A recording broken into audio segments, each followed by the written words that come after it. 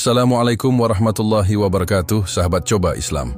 Selamat datang di episode keempat dari kisah Nabi Muhammad SAW. Sebelum kita melanjutkan perjalanan penuh hikmah ini, bagi yang belum menyaksikan episode pertama, kedua, dan ketiga, kami sangat menganjurkan untuk menontonnya terlebih dahulu.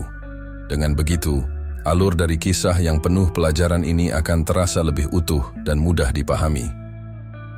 Ingat ya sahabat, jangan melewatkan episodenya agar tidak terjadi kesalahpahaman. Cukup iklannya saja yang boleh di-skip. Kami harap kisah ini bisa menjadi inspirasi dan membawa manfaat besar bagi kita semua. Sahabat Coba Islam, sebelum kita memulai kisah yang penuh hikmah ini, mari bersama-sama kita lantunkan salawat kepada junjungan kita, baginda Nabi Muhammad SAW. Allahumma shalli ala Muhammad wa ala ali Muhammad. Kami mengajak Anda untuk menyaksikan video ini hingga akhir, agar setiap kisah yang disampaikan dapat dipahami dengan baik dan tidak terjadi kesalahpahaman. Jangan lupa untuk mendukung kami dengan memberikan like, subscribe, dan meninggalkan komentar jika ada hal yang perlu dikoreksi atau diluruskan. Bismillahirrahmanirrahim. Mari kita mulai kisahnya. Di tengah gelombang penindasan yang terus meningkat, Rasulullah mengambil langkah bijak untuk melindungi para sahabatnya, sekaligus memastikan bahwa ajaran Islam tetap dapat diteruskan. Beliau menginstruksikan kepada para sahabat agar merahasiakan keimanan mereka, baik dalam ucapan maupun perbuatan, kecuali pada situasi yang sangat aman. Rasulullah tahu bahwa kekuatan kaum muslimin saat itu masih sangat lemah dibandingkan dengan kekuatan kaum musyrikin yang begitu dominan di Mekkah. Jangan sampai ada yang tahu keislaman kalian, ujar Rasulullah suatu hari kepada para sahabat yang berkumpul di tempat tersembunyi. Keselamatan kalian lebih penting karena dakwah ini baru saja dimulai. Jangan biarkan penindasan menghentikan langkah kita. Untuk menjaga rahasia ini, Rasulullah bersama para sahabat mulai berkumpul di sebuah tempat yang tidak mencolok, yaitu di rumah Arqam bin Abi Arqam al-Makhzumi yang terletak di Bukit Syafa. Rumah ini menjadi pusat pembelajaran Islam di masa-masa awal kenabian. Dalam kesunyian rumah itu, mereka belajar Al-Quran, As-Sunnah, dan memperkuat ukhuwah di antara mereka. Setiap kali Rasulullah memasuki rumah Arqam, suasana penuh keheningan berubah menjadi penuh semangat. Para sahabat yang datang dengan wajah penuh keletihan akibat perlakuan kejam Quraisy menemukan ketenangan dan kekuatan di sana. Ya Rasulullah, ujar seorang sahabat, Bilal bin Rabah, sambil menundukkan kepala. Setiap hari cambuk mereka menghantam punggungku, namun setiap kali aku mengucapkan ahad, aku merasa Allah begitu dekat denganku. Rasulullah menepuk bahu Bilal dengan lembut, menatapnya dengan mata penuh kasih. Sabar, wahai Bilal, surga sedang menantimu. Allah telah melihat setiap tetes keringat dan darah yang keluar dari tubuhmu.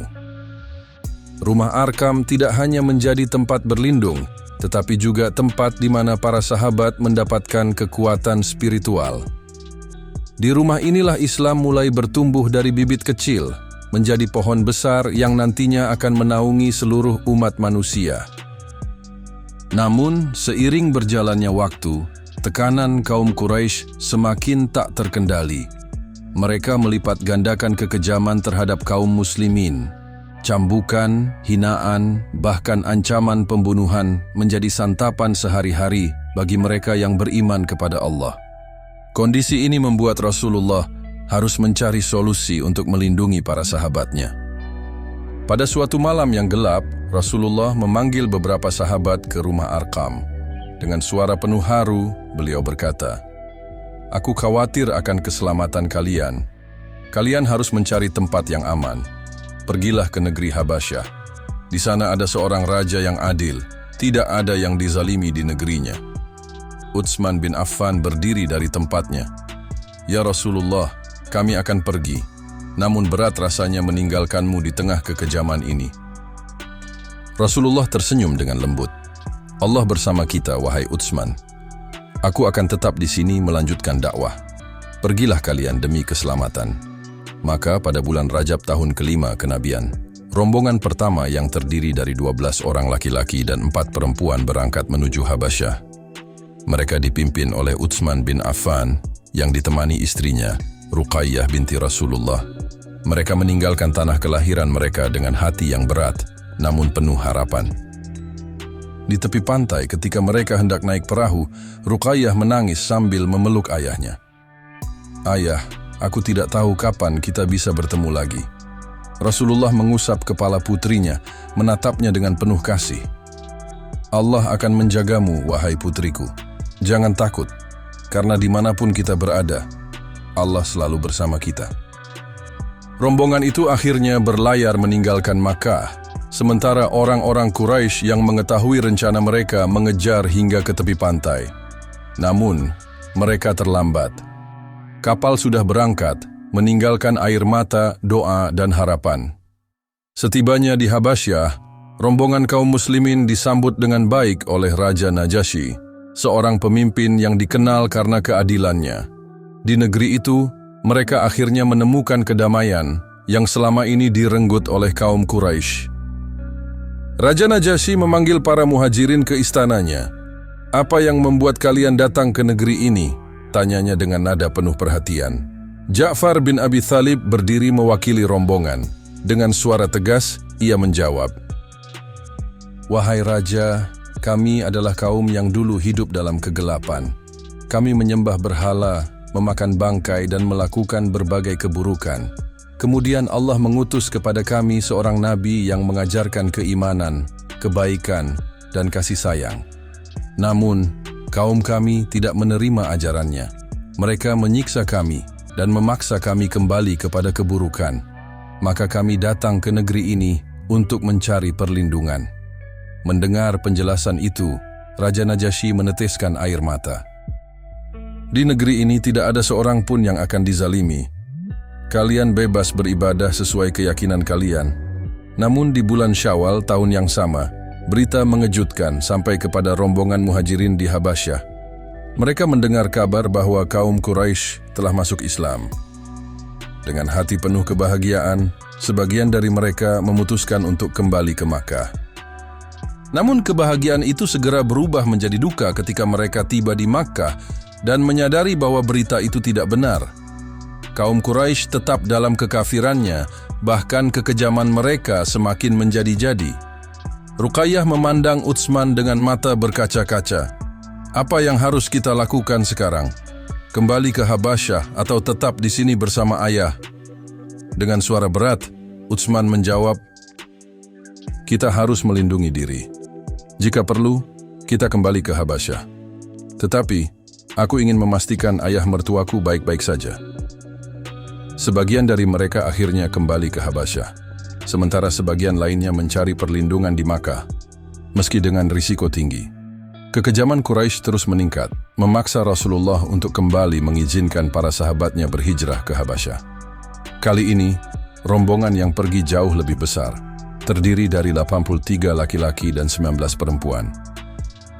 Di pelabuhan, Fatimah memeluk erat ibunya, Khadijah.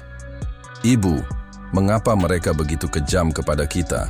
Apakah mereka tidak melihat bahwa ajaran ayah begitu indah?" Khadijah menahan air matanya, mengusap kepala putrinya. "Sabar, wahai putriku. Cobaan ini hanyalah awal dari kemenangan besar yang akan Allah berikan kepada kita." Kisah hijrah ke Habasyah menunjukkan bahwa Islam mengajarkan kebijaksanaan dalam menghadapi ujian. Rasulullah mengajarkan kepada umatnya bahwa tidak ada salahnya mencari tempat perlindungan untuk melindungi iman, asalkan tetap teguh pada kebenaran. Sebagaimana firman Allah dalam Al-Quran, "Dan orang-orang yang berhijrah karena Allah sesudah mereka dianiaya, pasti kami akan memberikan tempat yang baik kepada mereka di dunia. Ya, sungguh, pahala di akhirat lebih besar sekiranya mereka mengetahui." QS An-Nahl 41. Dengan kesabaran dan keteguhan iman, kaum muslimin terus bertahan menghadapi berbagai ujian. Hijrah ke Habasyah menjadi tonggak penting dalam sejarah Islam, mengajarkan bahwa Allah selalu membuka jalan bagi hambanya yang tetap teguh dalam keimanan. Kisah ini memberi pelajaran berharga bahwa dalam menghadapi cobaan hidup, yang terpenting adalah menjaga iman dan sepenuhnya berserah diri kepada Allah. Setelah mengetahui bahwa kaum muslimin yang berhijrah ke Habasyah mendapatkan perlindungan dari Raja Najasyi, kaum Quraisy merasa cemas. Mereka khawatir jika Islam semakin berkembang di negeri itu, kekuatan Rasulullah dan para pengikutnya akan bertambah besar dan menjadi ancaman bagi mereka. Dalam kegelisahan itu, dua orang yang dikenal cerdik dan pandai berbicara, yaitu Amr bin Al-Ash dan Abdullah bin Abi Rabi'ah, keduanya belum memeluk Islam saat itu, dipilih untuk menjalankan misi licik.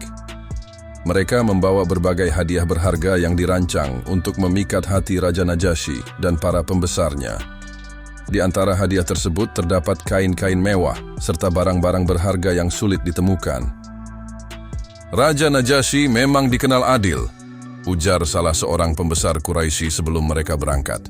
Namun, keadilan bisa saja dipengaruhi.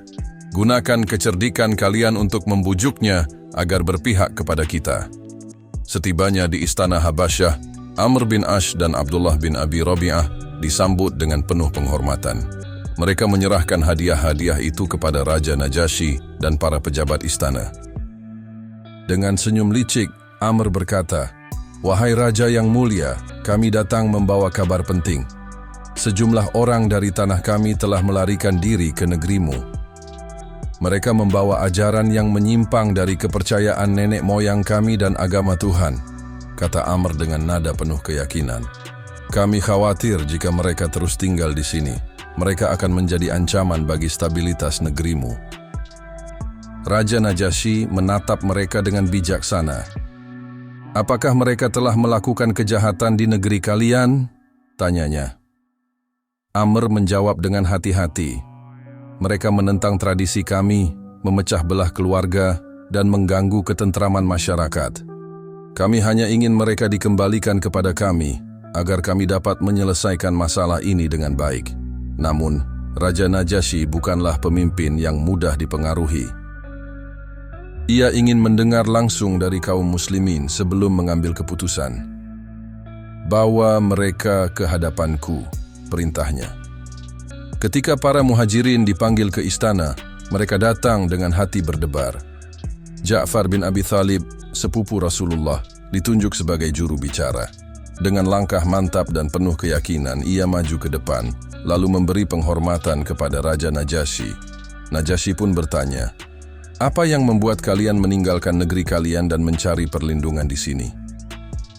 Dengan suara lembut namun penuh ketegasan, Ja'far menjawab, "Wahai Raja yang adil, dahulu kami adalah kaum yang hidup dalam kebodohan dan kegelapan. Kami menyembah berhala, memakan bangkai, dan melakukan berbagai keburukan. Kami tidak menghormati hak tetangga, menindas yang lemah, dan hidup tanpa aturan. Kemudian Allah mengutus kepada kami seorang nabi dari kalangan kami sendiri, Muhammad bin Abdullah. Ia mengajarkan kami untuk menyembah Allah yang Maha Esa, meninggalkan penyembahan berhala, berlaku jujur, menjaga amanah, dan menyantuni fakir miskin. Namun, kaum kami menolak ajarannya. Mereka menyiksa kami, mengusir kami, dan menghalangi kami dari jalan Allah.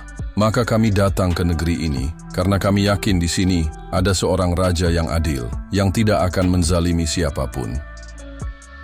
Mendengar penjelasan itu, hati Raja Najasyi tersentuh. Ia merasa terharu dengan kisah mereka. "Apakah Nabi kalian membawa sesuatu yang baru?" tanyanya. Ja'far menjawab dengan penuh keyakinan, "Benar, wahai Raja. Beliau menerima wahyu dari Allah. Di antara yang diturunkan kepada beliau adalah surah Maryam." Lalu Ja'far mulai melantunkan ayat-ayat dari surah Maryam yang mengisahkan tentang Maryam dan kelahiran Nabi Isa. "Dan ingatlah ketika malaikat berkata, 'Wahai Maryam, sesungguhnya Allah telah memilihmu, menyucikanmu, dan melebihkanmu di atas semua wanita di dunia.'" QS Maryam 42. Air mata perlahan mengalir di pipi Raja Najasyi. Ia menoleh ke arah para pembesar istana dan berkata, "Sungguh, ini berasal dari sumber yang sama dengan ajaran Nabi Musa dan Nabi Isa. Aku tidak akan menyerahkan mereka kepada kalian." Namun Amr bin Ash tidak mau menyerah begitu saja. Ia mencoba memprovokasi Raja Najasyi dengan berkata, "Wahai Raja, mereka memiliki keyakinan yang menghina Isa bin Maryam." Najasyi kembali memanggil Ja'far dan bertanya, "Apa yang kalian yakini tentang Isa bin Maryam?" Ja'far menjawab dengan penuh keyakinan, "Kami mengatakan tentang Isa sebagaimana yang diajarkan oleh Nabi kami. Isa adalah hamba Allah, utusannya, kalimatnya yang disampaikan kepada Maryam, serta ruh yang berasal darinya." Mendengar jawaban itu, Najasyi tersenyum dan berkata, "Sungguh, Isa adalah seperti yang kalian katakan."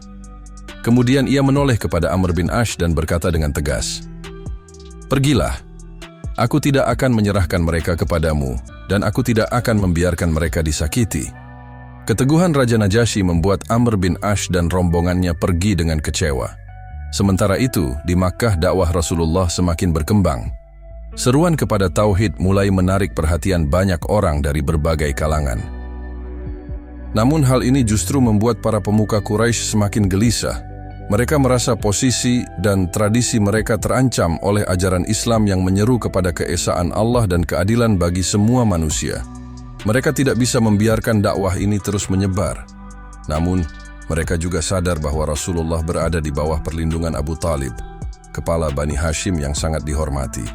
Oleh karena itu, mereka sepakat untuk menekan Abu Talib agar menghentikan dakwah keponakannya. Di Darun Nadwa, tempat pertemuan para pemuka Quraisy, Abu Jahal berdiri dengan wajah penuh ketegangan. "Kita tidak bisa membiarkan Muhammad terus mempengaruhi masyarakat dengan ajarannya. Jika kita diam, tradisi nenek moyang kita akan musnah." Utbah bin Rabi'ah, yang selama ini lebih memilih pendekatan diplomatis, menanggapi dengan hati-hati. "Tapi kita harus bertindak dengan bijak. Kita tahu Abu Talib adalah tokoh yang disegani. Jika kita bertindak gegabah, Bani Hashim bisa bangkit melawan kita." Akhirnya, mereka sepakat untuk menemui Abu Talib secara langsung, menggunakan berbagai cara, baik bujukan maupun ancaman, agar ia menghentikan perlindungannya terhadap Rasulullah. Pada suatu sore, Abu Talib duduk di halaman rumahnya, menikmati segelas air Zam-Zam. Wajahnya tampak lelah, bukan hanya karena usianya yang semakin tua, tetapi juga karena tekanan yang ia hadapi sebagai pelindung keponakannya. Saat itu, terdengar langkah-langkah mendekat. Beberapa tokoh Quraisy, termasuk Abu Jahal, Utbah bin Rabi'ah, dan Walid bin Mughirah, berjalan menuju rumahnya. Abu Talib, sapa Abu Jahal, dengan nada formal, meskipun kebencian jelas terpancar dari wajahnya. "Kami datang bukan untuk mencari perselisihan. Kami hanya ingin berbicara." Abu Talib mengangguk dan mempersilakan mereka duduk. "Apa yang ingin kalian sampaikan?" Abu Jahal segera berbicara dengan nada tegas. "Keponakanmu, Muhammad, telah membawa ajaran yang mencela Tuhan-Tuhan kami, merendahkan leluhur kami, dan memecah belah persatuan masyarakat kita. Hal ini tidak bisa dibiarkan." Lanjut Abu Jahal dengan nada penuh tekanan. "Tapi sekarang kami ingin kau menghentikannya." Walid bin Mughirah dengan suara yang lebih lembut mencoba meredakan ketegangan. "Abu Talib, kami sangat menghormatimu. Kami tahu kau tidak menginginkan perselisihan di antara kita. Maka dari itu kami memohon padamu, bicaralah pada Muhammad. Katakan kepadanya agar ia berhenti." Abu Talib mengerutkan kening, sudah menduga pembicaraan seperti ini akan terjadi. Dengan nada tenang ia menjawab, "Keponakanku hanya menyampaikan apa yang ia yakini sebagai kebenaran. Ia tidak memaksa siapapun untuk mengikuti ajarannya." "Lalu, mengapa kalian begitu terganggu?" Merasa kesabarannya habis, Abu Jahal berdiri dengan emosi yang meluap. "Jika kau tidak bisa menghentikannya, kami akan bertindak sendiri. Kami tidak akan ragu untuk menyerangnya, dan kami tidak peduli dengan konsekuensinya." Keesokan paginya, Abu Talib mengutus seseorang untuk memanggil Rasulullah ke kediamannya. Dengan penuh rasa hormat kepada pamannya, Rasulullah segera memenuhi panggilan itu. Ketika beliau tiba, Abu Talib sudah menunggunya di ruang utama, duduk di atas permadani tua yang telah menjadi saksi banyak pertemuan penting keluarga Bani Hashim. "Masuklah, wahai keponakanku," ujar Abu Talib dengan suara berat. Rasulullah melangkah masuk dengan tenang, lalu duduk di hadapan pamannya. Wajah beliau tetap teduh, meskipun di baliknya tersimpan beban dakwah yang amat berat. Abu Talib memandangnya dengan penuh kasih sayang, lalu berkata, "Wahai Muhammad, kau tahu betapa aku mencintaimu, bahkan lebih dari diriku sendiri. Namun, apa yang kau bawa ini telah membuat kaum Quraisy murka. Mereka datang kepadaku dengan ancaman. Mereka menuntut agar aku menghentikanmu.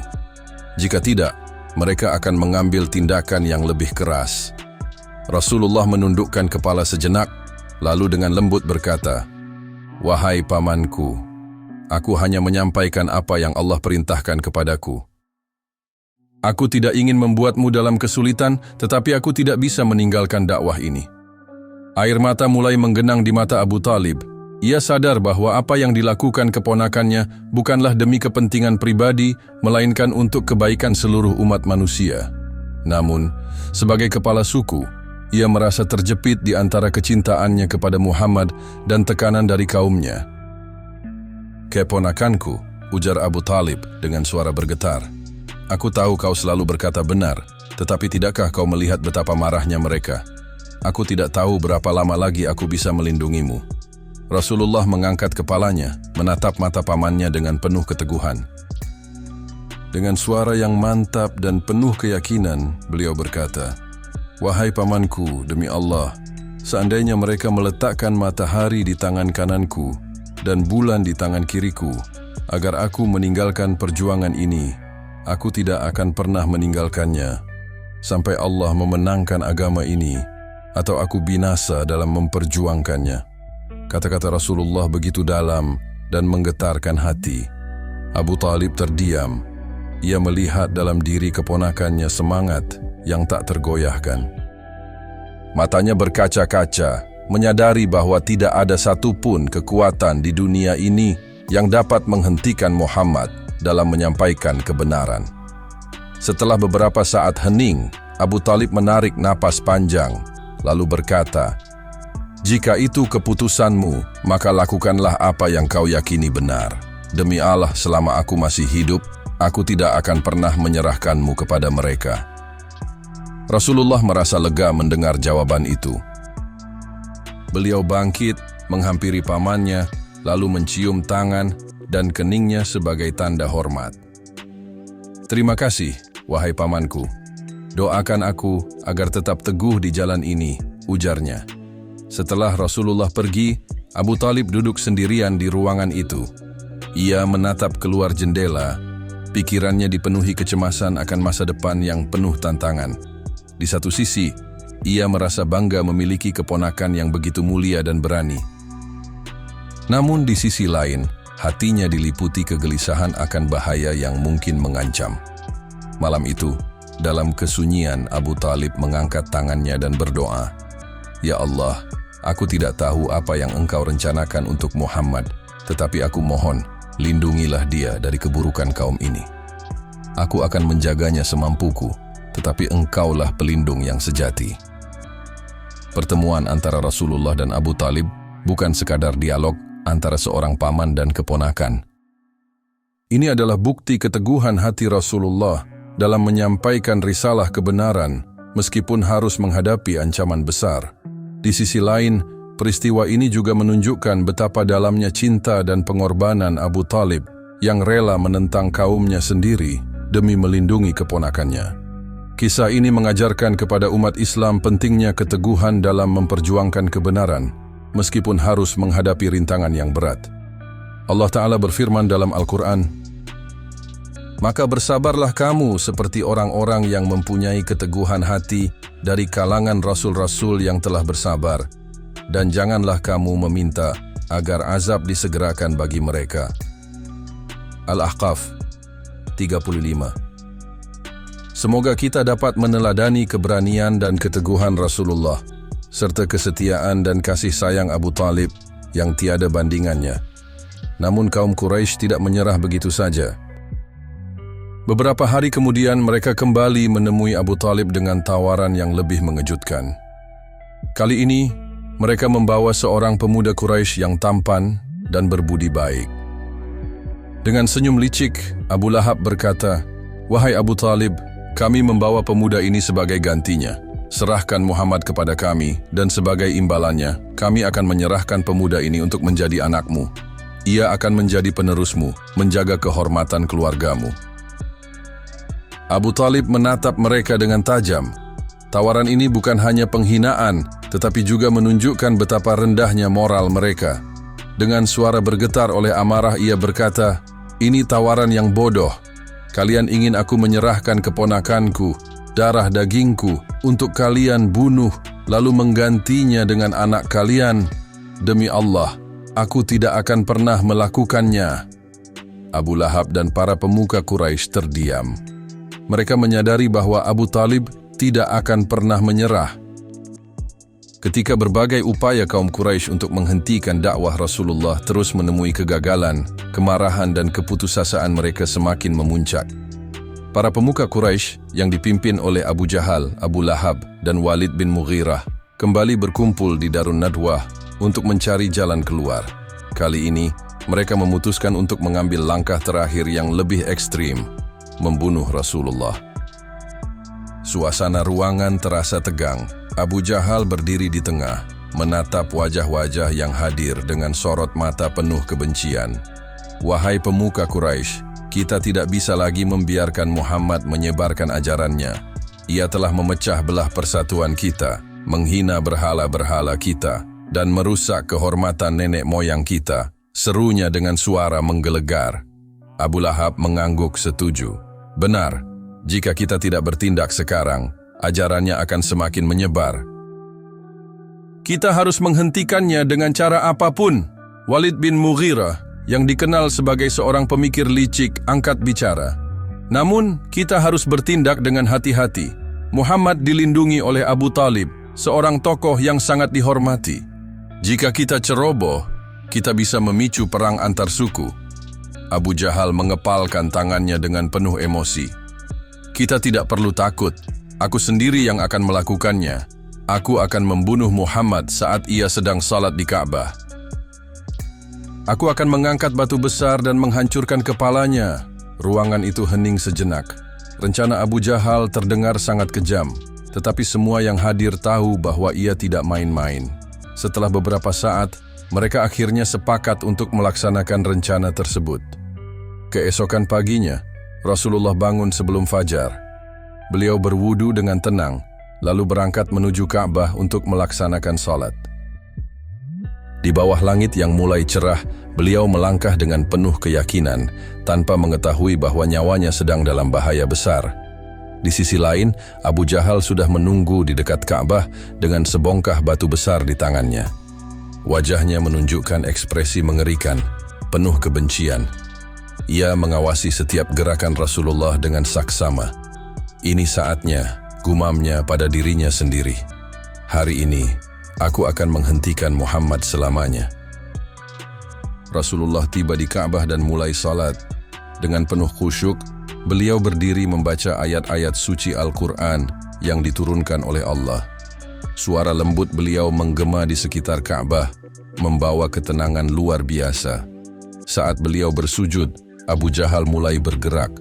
Ia mengangkat batu besar itu dengan kedua tangannya, lalu melangkah mendekati Rasulullah.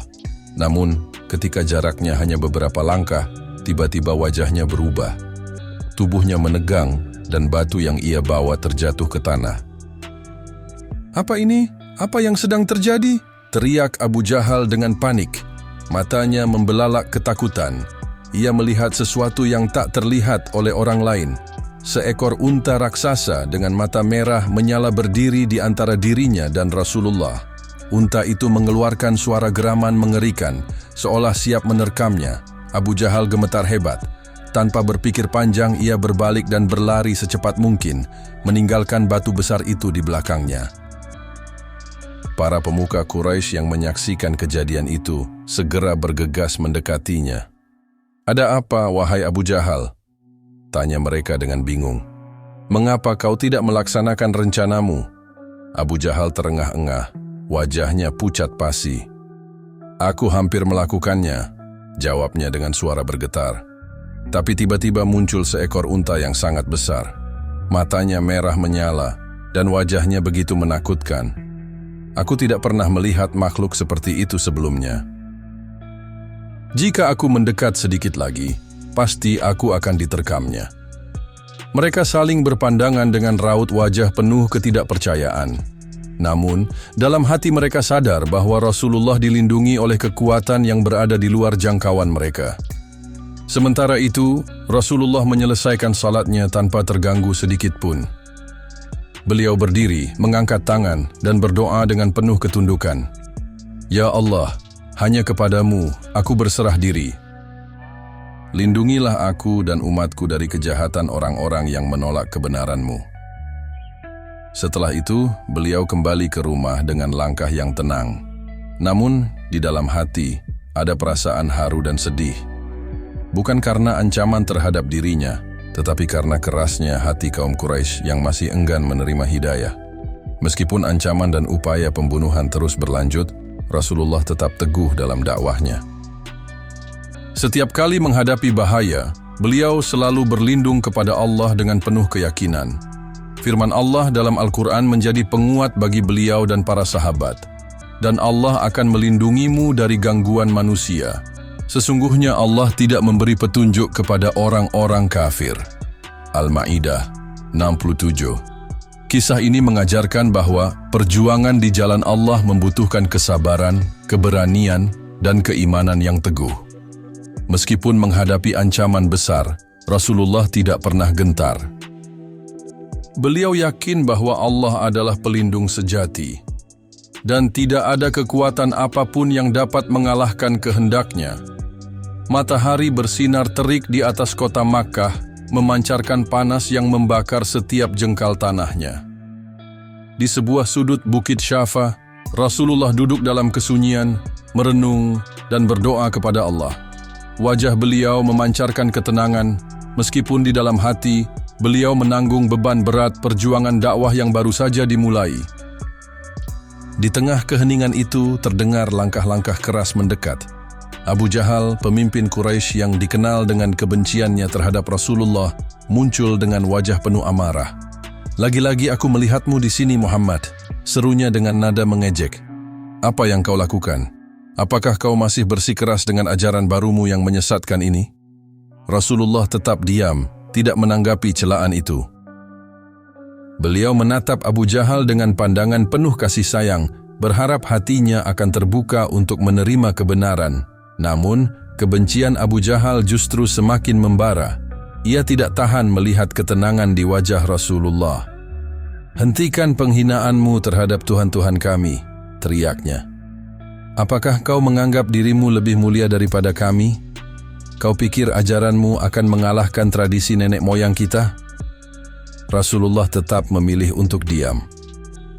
Beliau tidak ingin memperkeruh suasana dengan membalas hinaan itu. Namun, bagi Abu Jahal, sikap diam Rasulullah adalah penghinaan yang tak tertahankan. Dengan penuh amarah, ia meraih sebongkah batu tajam di dekatnya dan menghantamkannya ke kepala Rasulullah. Batu itu melukai kening beliau, dan darah segar mengalir, membasahi wajah suci Rasulullah. Dengan tenang, beliau mengusap darah yang mengalir di dahinya, lalu menatap Abu Jahal dengan pandangan lembut, tanpa sedikit pun menunjukkan kemarahan. Dengan suara lembut, Rasulullah berkata, "Jika kau tahu bahwa apa yang aku bawa adalah kebenaran, apakah kau akan berhenti dari perbuatanmu ini?" Namun, Abu Jahal hanya tertawa sinis. "Kebenaran? Omong kosong apa ini, Muhammad? Kau hanyalah seorang pemimpi yang ingin mengubah tatanan kami." Setelah melampiaskan amarahnya, Abu Jahal berjalan pergi menuju kelompok Quraisy yang sedang berkumpul di dekat Ka'bah. Ia merasa puas dengan apa yang telah dilakukannya, seolah-olah tindakannya itu akan menghentikan Rasulullah. Di tengah gelak tawa dan ejekan mereka, Abu Jahal dengan bangga menceritakan perbuatannya. Tidak jauh dari tempat kejadian, seorang budak perempuan yang bekerja di rumah Abdullah bin Jud'an menyaksikan seluruh insiden tersebut. Hatinya teriris melihat perlakuan kejam yang diterima Rasulullah. Ia tidak dapat berbuat apa-apa saat itu, tetapi dalam hatinya ia tahu bahwa seseorang harus bertindak. Beberapa saat kemudian, ia melihat Hamzah bin Abdul Muthalib berjalan gagah, membawa busur dan panah dari perburuannya. Budak perempuan itu merasa inilah saat yang tepat. Ia berlari mendekati Hamzah dengan wajah penuh kekhawatiran. "Abu Umarah," panggilnya dengan napas tersengal. "Engkau harus tahu apa yang baru saja terjadi." Hamzah menghentikan langkahnya, menatap budak perempuan itu dengan alis terangkat. "Apa yang terjadi? Mengapa kau terlihat begitu cemas?" tanyanya. "Keponakanmu Muhammad disakiti oleh Abu Jahal," jawabnya dengan suara gemetar. "Dia memukul kepalanya dengan batu hingga berdarah. Muhammad tidak melawan sedikit pun, dan sekarang Abu Jahal sedang duduk dengan sombong bersama orang-orang Quraisy." Wajah Hamzah seketika memerah, matanya menyala penuh amarah.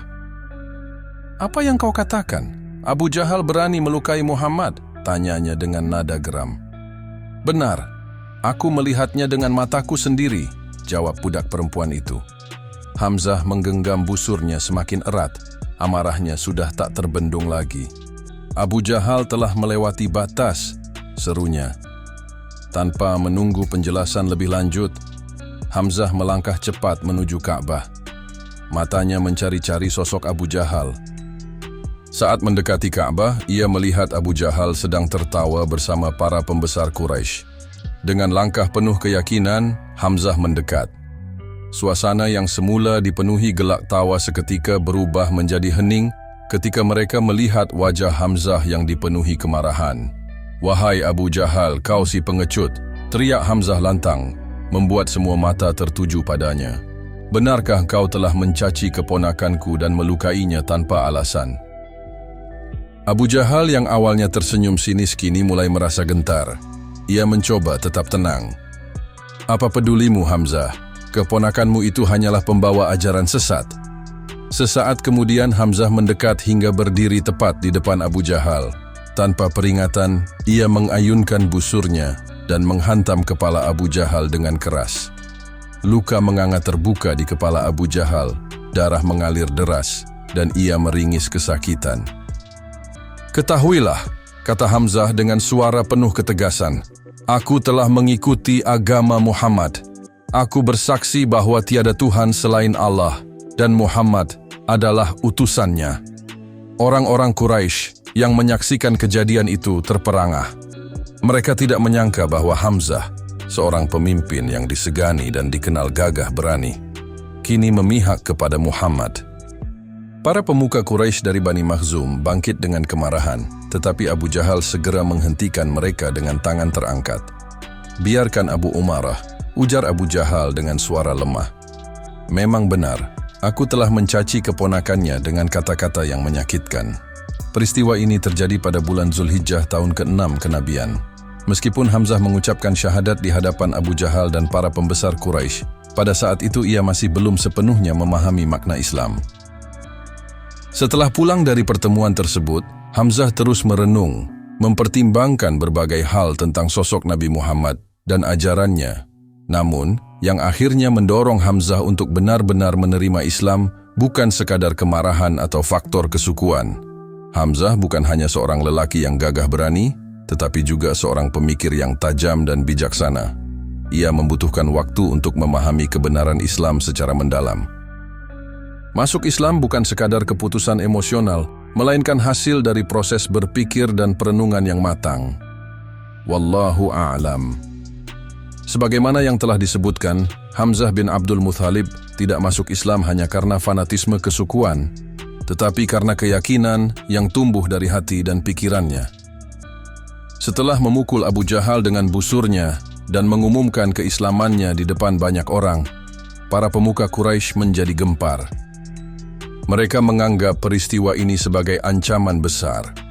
Jika Hamzah, seorang pemimpin yang dihormati, telah menerima Islam, maka tidak menutup kemungkinan tokoh-tokoh besar Quraisy lainnya akan mengikutinya. Setelah itu, Hamzah meninggalkan kerumunan dengan langkah tegap. Ia memungut busurnya dan berjalan pulang, tetapi hatinya masih diliputi kebingungan. Sesampainya di rumah, Ia duduk melepas lelah, membiarkan pikirannya berkelana, merenungkan peristiwa yang baru saja terjadi.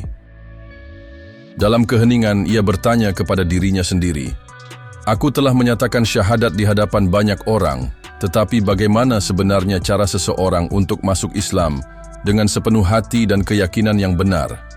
Dan ia pun mulai mempertanyakan keputusannya. Apakah langkah yang diambilnya benar? Sebab saat itu, ia membuat keputusan dalam keadaan emosi dan amarah yang meluap. Hamzah kembali mengingat kejadian yang mendorongnya untuk membela Rasulullah. Awalnya, ia tidak rela melihat keponakannya diperlakukan sewenang-wenang dan dianiaya tanpa ada yang membela. Itulah yang membuatnya maju ke depan, membela kehormatan Rasulullah dan Bani Hashim. Namun kini, ia mulai berpikir ulang. Apakah itu cara yang terbaik untuk meninggalkan agama nenek moyangnya, agama yang telah dianut kaumnya sejak lama? Ia pun menyadari bahwa dirinya belum benar-benar memahami Islam. Apa yang diketahuinya baru sebatas gambaran kecil, belum sepenuhnya mendalami ajaran yang dibawa keponakannya itu. Memang, ia tidak pernah meragukan kejujuran dan ketulusan Rasulullah. Ia telah mengenal beliau sejak kecil dan tahu bahwa Muhammad bukanlah seorang pendusta. Namun, apakah mengambil keputusan dalam keadaan marah adalah hal yang bijak? Di satu sisi, Hamzah merasa ada rasa hormat dan ketertarikan terhadap dakwah yang disampaikan keponakannya. Tetapi jika ia memang ditakdirkan untuk menjadi pembela agama ini, kapankah waktu yang tepat untuk benar-benar memeluknya?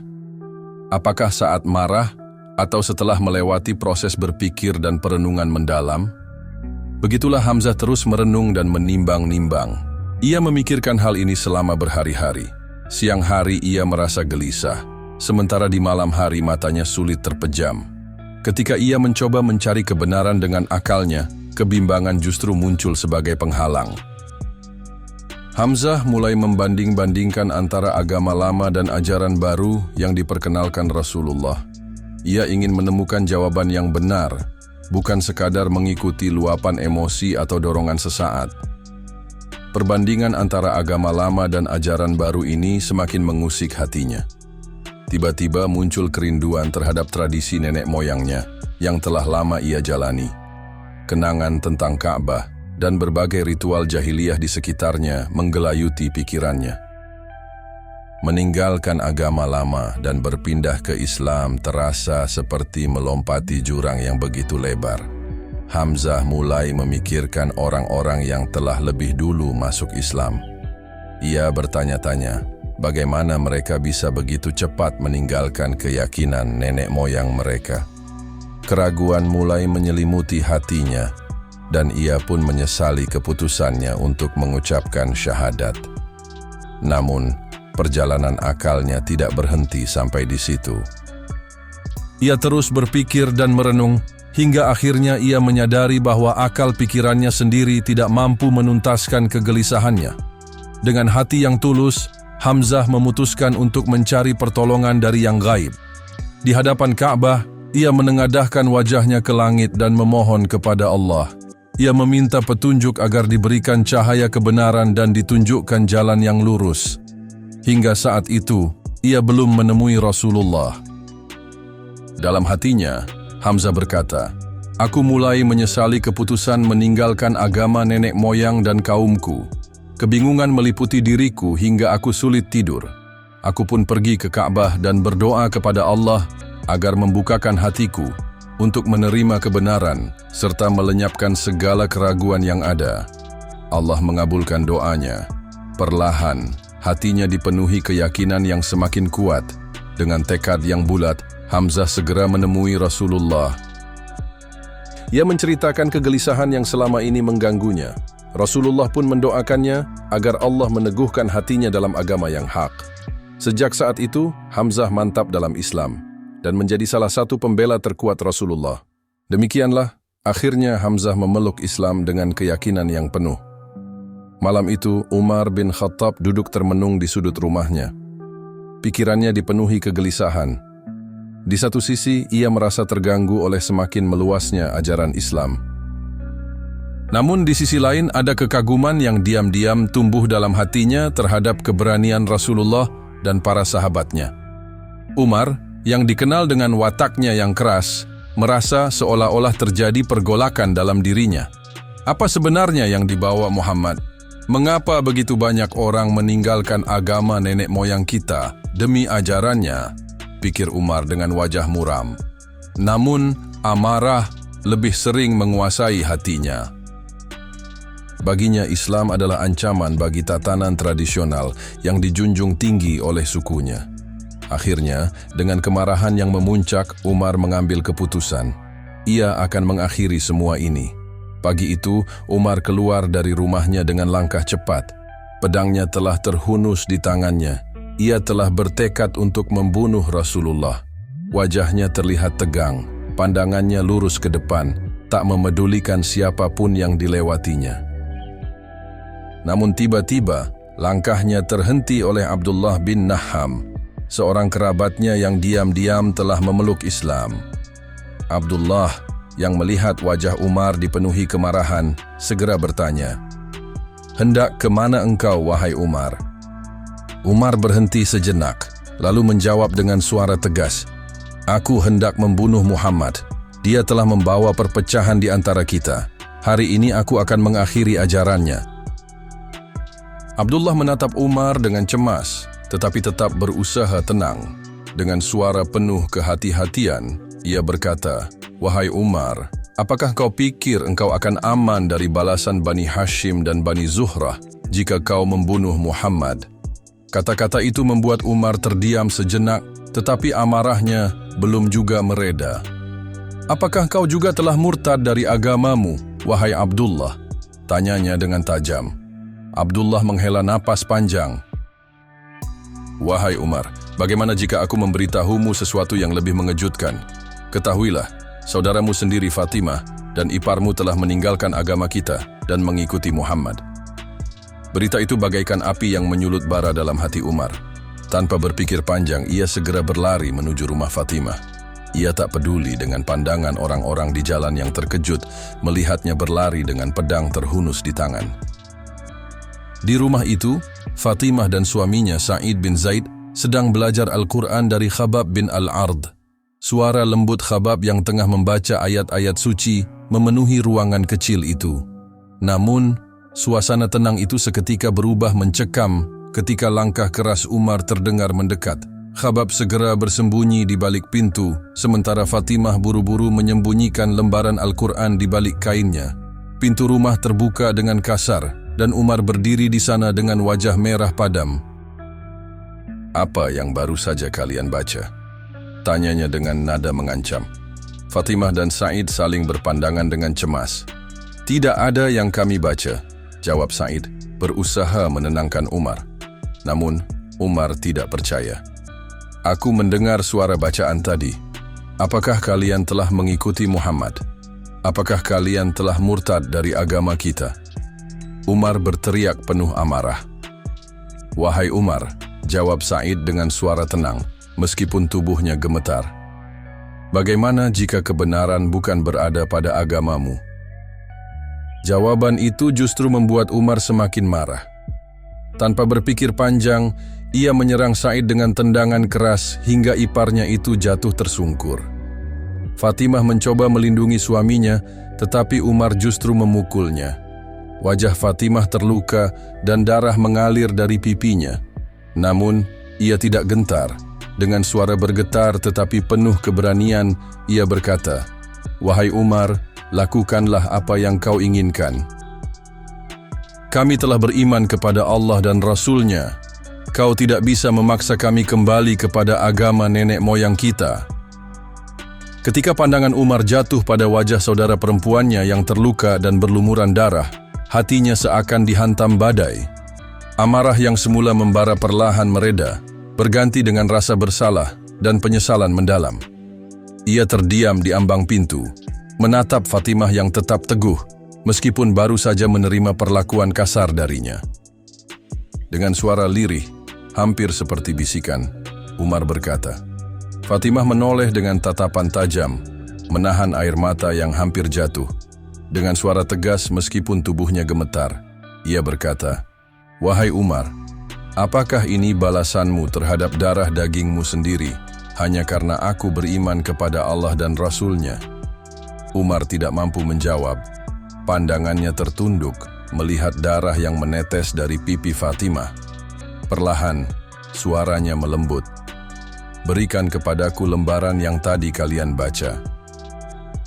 Aku ingin tahu apa yang telah membuat kalian berpaling dari agama nenek moyang kita." Namun Fatimah dengan tegas menolak. "Wahai Umar, engkau tidak boleh menyentuhnya karena engkau masih dalam keadaan najis. Al-Quran tidak boleh disentuh kecuali oleh orang-orang yang telah bersuci." Fatimah berdiri dengan susah payah, meskipun tubuhnya terasa sakit akibat perlakuan kasar Umar. "Jika engkau benar-benar ingin membacanya, maka mandilah terlebih dahulu," lanjut Fatimah dengan tegas. Umar tertegun. Selama ini, ia terbiasa memberi perintah kepada orang lain, tetapi kali ini, justru ia yang harus tunduk pada perintah saudara perempuannya.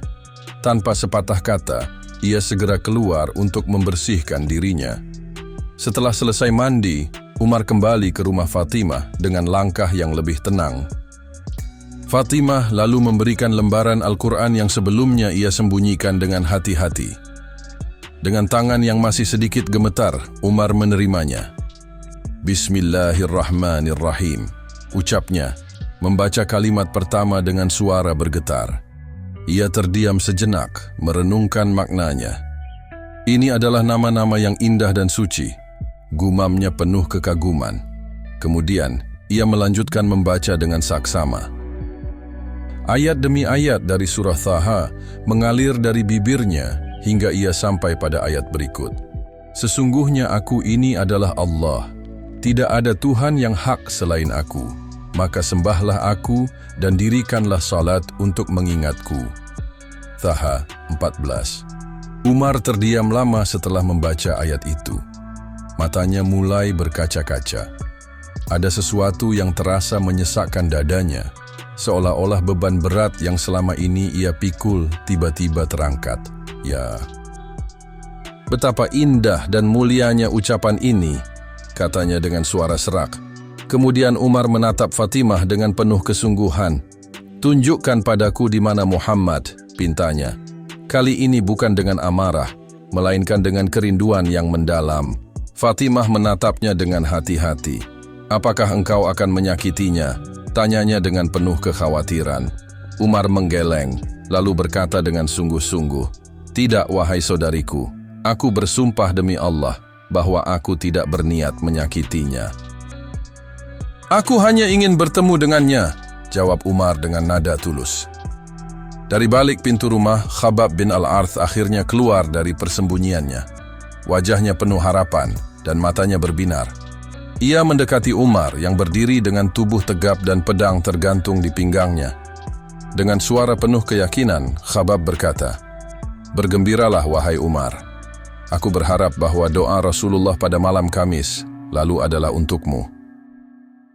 Umar terkejut mendengar itu. "Doa apa yang kau maksud, wahai Khabbab?" tanyanya dengan alis mengernyit.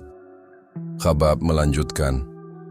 Beliau berdoa, "Ya Allah, muliakanlah Islam dengan salah satu dari dua orang yang lebih engkau cintai, Umar bin Khattab atau Abu Jahal bin Hisham. Wahai Umar, sungguh, aku merasa bahwa Allah telah memilihmu." Hati Umar seolah dihantam petir. Ia terdiam sejenak, menatap Khabbab dengan pandangan yang mulai melunak. Khabbab kemudian berkata, "Rasulullah sekarang berada di sebuah rumah di kaki Bukit Syafa. Jika engkau benar-benar ingin bertemu dengannya, pergilah ke sana." Tanpa berkata lagi, Umar segera bergegas menuju rumah tersebut. Langkahnya berat, tetapi penuh tekad. Pedangnya tetap tergantung di pinggang, bergoyang mengikuti setiap langkah tegapnya.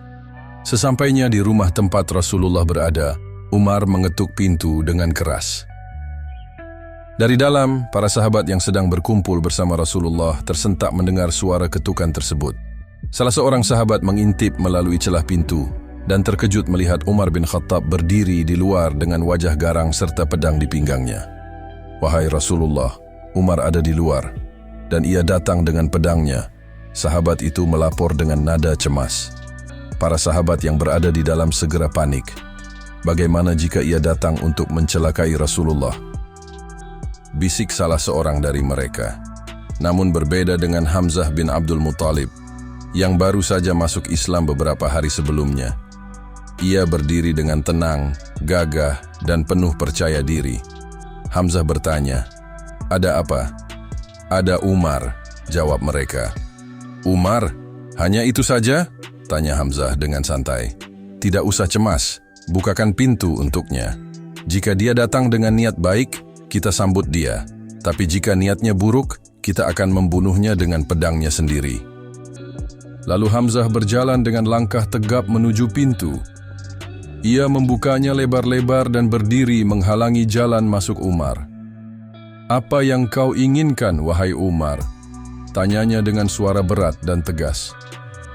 Umar menatap Hamzah, wajahnya dipenuhi ketegangan. "Aku ingin bertemu dengan Muhammad," jawabnya tanpa ragu. Hamzah mengangguk dan memberi isyarat kepada Umar untuk masuk. "Kalau begitu masuklah. Tapi ingat, jika niatmu buruk, aku tidak akan membiarkanmu keluar hidup-hidup," katanya sambil memberi jalan. Umar melangkah masuk, mendapati semua mata yang ada di dalam rumah tertuju kepadanya. Pandangan mereka penuh ketegangan, seolah-olah bersiap menghadapi bahaya. Di dalam rumah, Rasulullah berdiri dengan tenang. Beliau melangkah mendekati Umar dengan penuh wibawa. Umar, yang terbiasa ditakuti banyak orang, tiba-tiba merasa kecil di hadapan Rasulullah. Dengan langkah mantap, Rasulullah mendekatinya, memegang baju dan gagang pedangnya dengan tangan yang kokoh. Lalu, dengan suara tegas namun penuh kasih, beliau berkata, "Wahai Umar, akankah engkau terus begini hingga kehinaan dan azab Allah diturunkan kepadamu? Seperti yang dialami oleh Walid bin Mughirah, apakah engkau akan tetap dalam kesesatanmu?" Rasulullah menatap dalam-dalam ke mata Umar dan melanjutkan, "Ya Allah, inilah Umar bin Khattab. Ya Allah, kokohkanlah Islam dengan Umar bin Khattab." Mendengar doa tersebut, hati Umar yang keras seketika luluh. Ia terdiam, tubuhnya yang besar gemetar, dan matanya mulai berkaca-kaca. Dengan suara bergetar, ia berkata, "Aku bersaksi bahwa tidak ada Tuhan selain Allah, dan aku bersaksi bahwa Engkau adalah utusannya." Ucapan syahadat Umar membuat suasana di dalam rumah berubah. Para sahabat yang tadinya tegang seketika berseru, "Allahu Akbar, Allahu Akbar." Gema takbir menggetarkan udara, bahkan suaranya terdengar hingga Masjidil Haram. Para sahabat saling berpelukan, air mata kebahagiaan mengalir di pipi mereka. Rasulullah tersenyum lembut, lalu memeluk Umar dengan penuh kasih sayang. "Segala puji bagi Allah yang telah memberimu hidayah, wahai Umar," kata beliau dengan suara hangat. Hamzah, yang sejak tadi mengamati dari sudut ruangan, mendekat dan menepuk bahu Umar dengan penuh semangat. "Aku tahu engkau ditakdirkan untuk berada di jalan ini, wahai Umar. Sekarang kita akan bersama-sama membela agama ini," katanya sambil tersenyum lebar. Masuk Islamnya Umar bin Khattab membawa dampak besar bagi kaum muslimin. Keberanian dan kekuatannya menjadi tameng yang melindungi mereka dari tekanan kaum Quraisy.